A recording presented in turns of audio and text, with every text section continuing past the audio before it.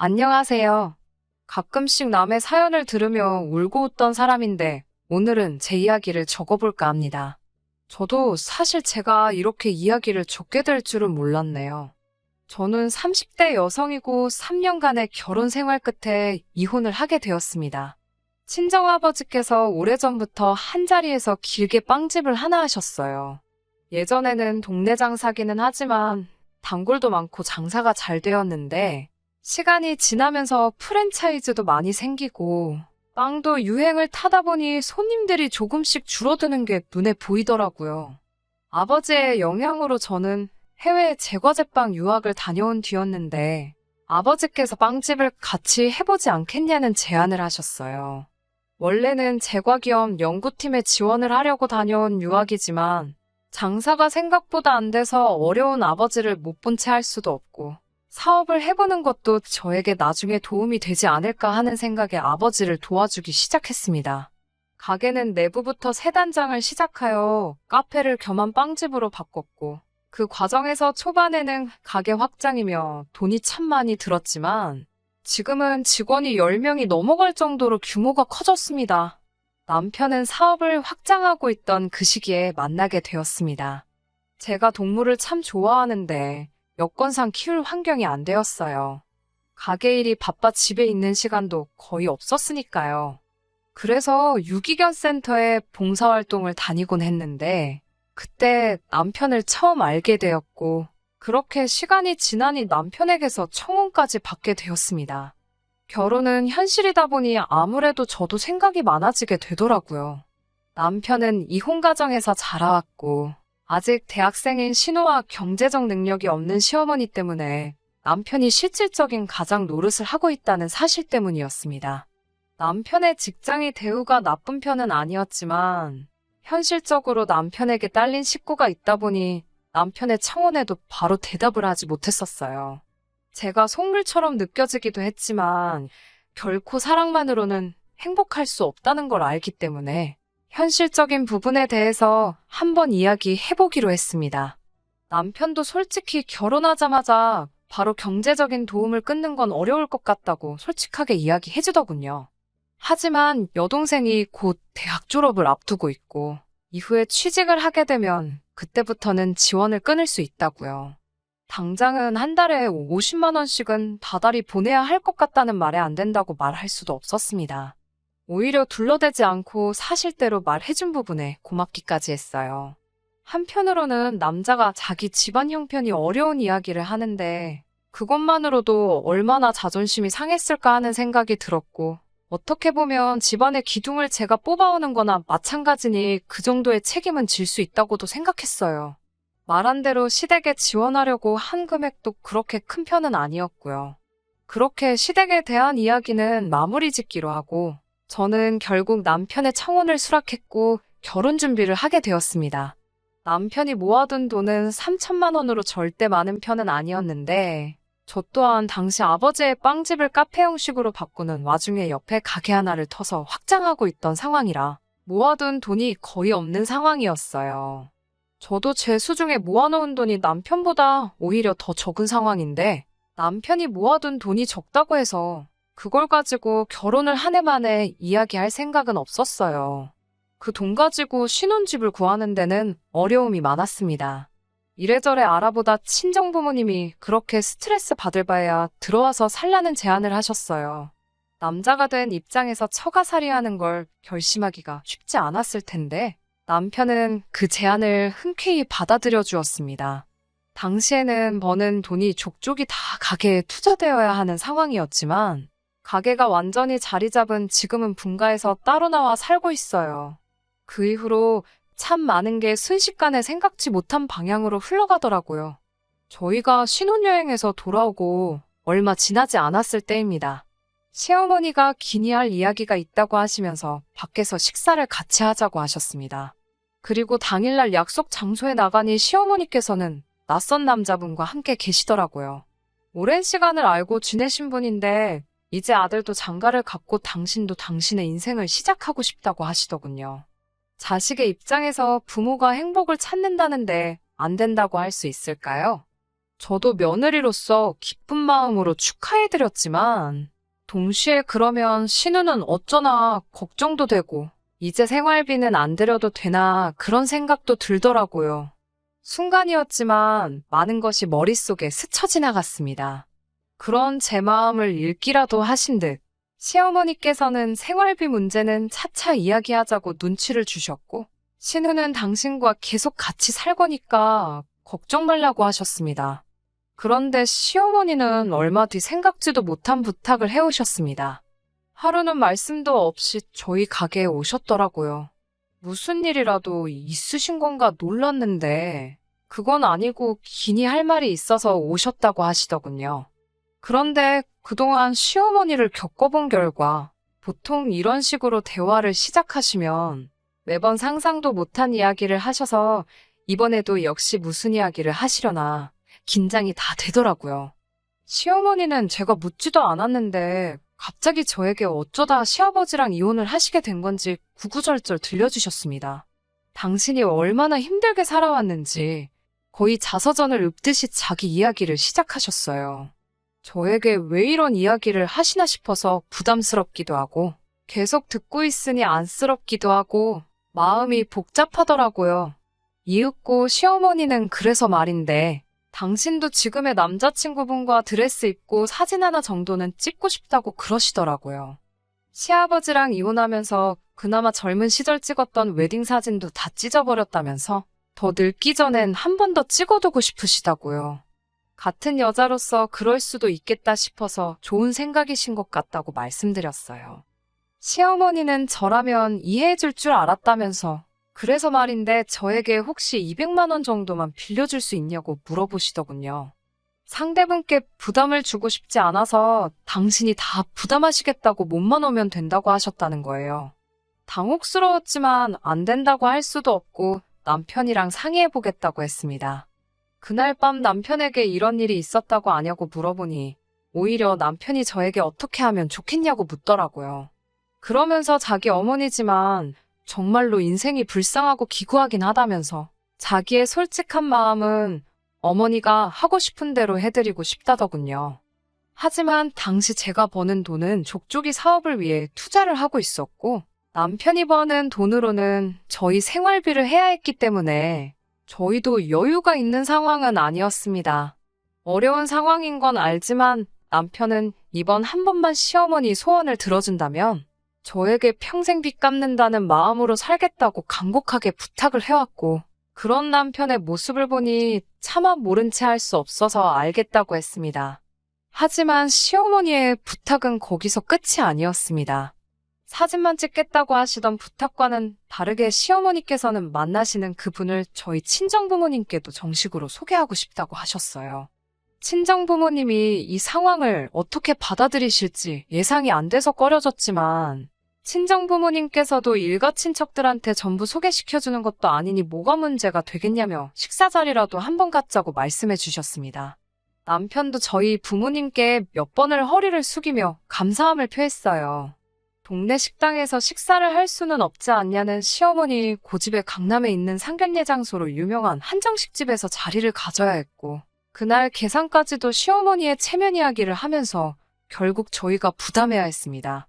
당시 제 사업도 확장이 마무리되어가는 단계였고 자리를 잡아가고 있기는 했지만 계속해서 생각하지도 못한 지출이 생기니 씁쓸하고 신경이 많이 쓰이던 건 사실이었습니다.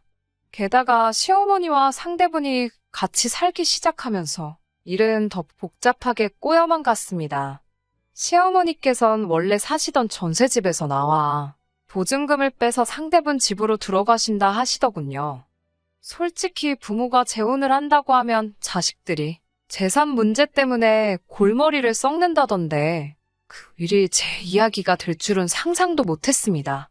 처음에 한동안은 보증금을 조금씩 빼서 생활을 하셨는지 저희에게 금전적 지원을 요구하시지 않으셨어요.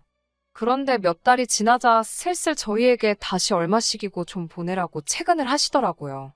결혼할 때부터 남편과 약속한 대로 다달이 50만 원씩 보내드리고 있었는데 그 외에도 20이고 30이고 요구하시니 액수를 떠나서 이게 뭐 하는 짓인가 싶더라고요. 물론 시어머니 입장에서도 기댈 곳이라곤 저희 부부밖에 없으셔서 그랬겠지만 이해가 되면서도 화가 나고 제 자신한테 너무 짜증이 났습니다. 어쨌든 남편을 키워주신 분인데 머릿속에서 계산기를 두드리는 제 자신도 싫었고 그렇다고 무조건적으로 해드리자니 그건 그거대로 뭔가 억울했습니다. 하지만 이런 상황에도 저는 이혼을 생각한 적은 없었습니다. 신우가 곧 취업을 할 거라는 소식이 있었고 그때가 되면 애초에 남편과 약속한 대로 시댁에 대한 금전적 지원이 끝나게 되어 있었으니까요. 그런데 참 아이러니하게도 취업에 성공한 신우 때문에 이혼을 하게 되었네요. 신우가 저희 결혼 생활에 직접적으로 피해를 끼친 것은 아니었습니다. 다만 시어머니께서 그 남자분과 살림을 합치시게 되면서 저에게는 또 다른 신우들이 생겨버렸기 때문이지요. 그러니까 원래 신우는 아무런 문제가 없었지만 시어머니께서 그 집에 들어가면서 새로 생긴 신우들이 문제였던 거예요. 여태껏 남편이 시댁을 위해 경제적으로 희생을 했으니 신우가 취직을 한 이후에는 한동안 시댁의 가장이 되기로 약속이 되어 있던 상황이었는데 시어머니의 새 상대분께서 다 큰 신우와 지내는 게 불편하다고 하시며 신우를 독립시켜버린 게 화근이었습니다. 시어머니와 같이 살게 되신 상대분에게도 두 딸이 있었는데 두 사람과 신우가 용화가 되지 못하니 내린 결정이었던 거예요.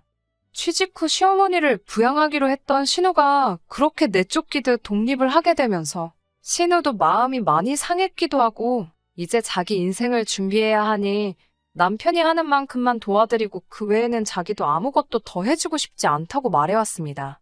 그렇게 되고 나니 남편도 시어머니에게 보내주던 지원금을 끊어버릴 수 없는 상황이 되었고요. 계획한 것과는 자꾸 다른 상황이 생겨나니 난감했지만 어떻게든 좋게 해결해보려 최대한 마음 쓰지 않으려 하고 좋은 게 좋은 거다라는 생각으로 노력하고 있었습니다. 그때쯤 가게도 자리를 완전히 잡았다고 해도 무방할 정도로 안정적으로 돌아가고 있는 상황이었고 가게에 들어가는 비용이 없어지니 늘상 보내던 지원금과 더불어 시어머니가 간간히 요구하는 소소한 돈을 내어드리고도 돈이 빠른 속도로 모이고 있던 상황이었으니 말이죠. 그렇게 다달이 100만 원에 가까운 금액을 시댁에 보내면서도 돈이 잘 모여서 저희는 신혼 때부터 시작한 초가살이 생활 청산하고 전세긴 하지만 우리 보금자리를 구해서 독립해 나올 수 있었습니다. 그렇게 저희도 자리를 잡아가고 있고 결혼할 때 시장과 비교해서 달라진 상황에도 저는 최대한 마음 쓰지 않으려 노력했건만 저의 이런 마음 씀씀이를 시어머니는 아주 당연한 일로 생각했던 것 같고 오히려 저에게서 얼마나 더 빼먹을 수 있을지 간을 보고 있었다는 사실을 알게 되었습니다. 어느 날 시어머니가 아침부터 가게로 찾아오셨어요. 처음 시어머니의 상대분을 친정부모님께 소개할 때 데리고 나온 이후로 단 한 번의 교리 없이 남처럼 지내온 상대분의 두 딸들과 함께요. 그날 이후로는 얼굴 한번 마주친 적도 없고 말 한마디조차 나눠본 적 없는 그 두 사람을 무슨 바람이 불어서 가게까지 데리고 왔나 싶었죠. 장사 준비를 위해 빵을 굽고 준비를 하고 있던 와중이라 저는 계속 일을 하고 있었는데 시어머니가 두 딸을 가게 이리저리 데리고 다니며 구경을 시켜주고 있더라고요. 대수롭지 않게 생각하고 일을 하고 있는데 시어머니 입에서 이 정도면 일하기에 답답하지도 않고 며느리가 주인이니 힘들지도 않지 않겠냐 뭐 이런 말을 하더라고요. 이상한 초기 발동에서 그냥 넘어갈 수도 있었지만 짚고 넘어가야겠다는 생각이 들더라고요. 그게 무슨 말이시냐 물어봤더니 얘들이 얼마 전에 제빵기능사 자격증을 땄다고 언제부터 출근시키면 좋겠냐고 저에게 물어보시더군요. 말인즉슨 두 딸들 취직을 시켜달라는 말인 줄 알고 친정아버지도 기술자시고 저도 유학까지 다녀온 기술자라 빵 쪽에는 아직 사람이 필요하지도 않고 앞으로도 구할 생각이 없어서 그건 좀 불가능할 것 같다 대답했더니 시어머니가 이야기했던 거랑 다르지 않냐고 성질을 내시며 여태까지 자격증 딴다고 가르친 돈도 있고 하니 당장 내일부터라도 출근을 시킬 거라고 약속은 지키라 말하며 알아서 하라 소리를 치시곤 돌아가셨습니다. 약속이라니 무슨 약속을 말하는 건가 어이도 없고 자초지종은 알아야겠다 싶어서 남편이 아는 게 혹시 있나 전화를 해봤어요. 그리고 이 모든 것의 배후에는 남편이 있었다는 사실을 알게 되었습니다. 집에 돌아와 시어머니와 있었던 일을 이야기하며 왜 저러시나 모르겠단 안감해하며 넋두리를 하고 있었어요. 그런데 남편의 표정을 보아하니 뭔가를 숨기고 있다는 느낌이 들더라고요. 남편이 뭔가를 말할까 말까 고민하는 것처럼 보이기에 얼굴이 왜 그러냐고 혹시 나한테 안 한 말이 있냐고 물어봤어요. 남편은 그제서야 새 신우들 취직에 관한 거니 실은 자기가 시어머니에게 한 말이라고 모든 걸 털어놓더군요. 자기 딴에는 새 신우들이 취직도 못하고 변변찮게 지내는 와중에 시어머니께 들어가는 생활비가 더 늘어나고만 있는 상황이니 차라리 그 둘을 취직시켜주면 그 집살림에 조금 더 보탬이 되지 않겠냐 하는 생각을 했다고 하네요. 어떻게 그런 생각을 나랑은 상의도 없이 마음대로 정할 수 있느냐 따졌더니 자기 딴에는 일석이조라고 생각해서 한 건데 왜 자기 탓을 하느냐고. 시댁에 생활비 보내는 것도 줄일 수 있고 이참에 신우들 써서 저도 좀 쉬엄쉬엄 일할 수 있지 않느냐고. 게다가 장인어른도 마음 편히 은퇴하실 수 있는 여건을 마련해 주는 거나 마찬가지니 자기한테 고마워하라고 하더라고요.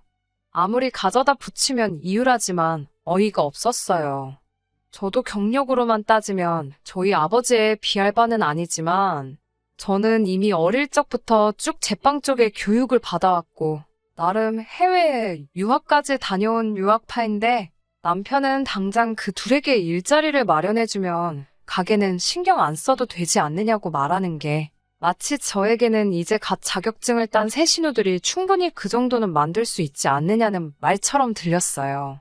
아버지의 평생과 저희 청춘을 아무나 할 수 있는 일로 치부해버린 거죠.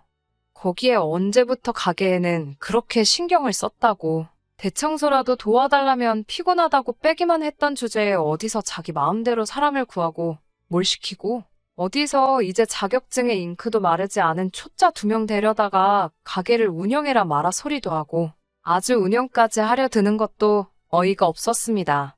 기분이 확 나빠져서 남편한테 대한민국의 제빵 경력자가 얼마나 많은지는 아냐고. 사람이 필요하면 내가 구하고 그런 초짜들은 돈 주고 쓸 생각도 없다고 한마디 했습니다. 남편은 지금 말 다 했냐고 자기 동생들을 무시하냐는 말도 안 되는 소리를 하더라고요. 정말 어이가 없어서 언제부터 그 아저씨네 딸들이 당신 여동생이 된 거냐고 한마디 했죠. 정신 좀 차리라고 힘들게 살아오신 어머니한테 효도하고 싶은 마음이 굴뚝 같은 건 알고 있고 말릴 생각도 없지만 이건 너무 도가 지나친 거 아니냐고. 이건 효자가 아니라 호구라고 한마디 해줬어요. 자꾸 이런 식으로 시어머니 부탁 거절 못하고 오히려 나서서 못해줄 것도 해주려고 노력하는 모습 보여봐야 아무 때고 필요할 때마다 돈을 뽑아먹을 수 있는 ATM기나 다름없지 않냐고 했습니다. 남편이 뭘 잘못했는지 눈치채는 척이라도 해줬다면 이혼까지는 안 했을 수도 있어요. 하지만 남편은 제 말에 방방 뛰면서 자기가 여태까지 뭐하러 처가살이를 참아왔겠냐고 하더라고요. 여태까지 처가살이 하면서 장인 장모님 비위짝 맞춰왔는데 자기 어머니 도와드리는 게 뭐가 문제냐고 하더군요. 어이가 없었습니다. 처가살이 한 건 맞지만 그건 우리의 선택이었고 처가살이 하면서 시어머니한테 생활비라고 얼마 주고 하면서 정작 먹여주고 재워주는 친정에는 휴지 한 장 사드린 적 없었거든요. 그만큼 친정부모님은 저희 독립을 위해 돈을 아낄 수 있는 여건을 마련해 주셨고 시어머니는 새아저씨랑 데이트한다고 돈 필요할 때마다 저희한테 연락해서 뜯어가기 바빴으니까요. 입이 비뚤어져도 말은 바로 하랬다고 언제부터 그 아저씨네 딸들이 네 여동생인지도 모르겠고 효도는 이미 처가살이 하면서도 실컷 태우지 않았느냐고 한마디 했어요.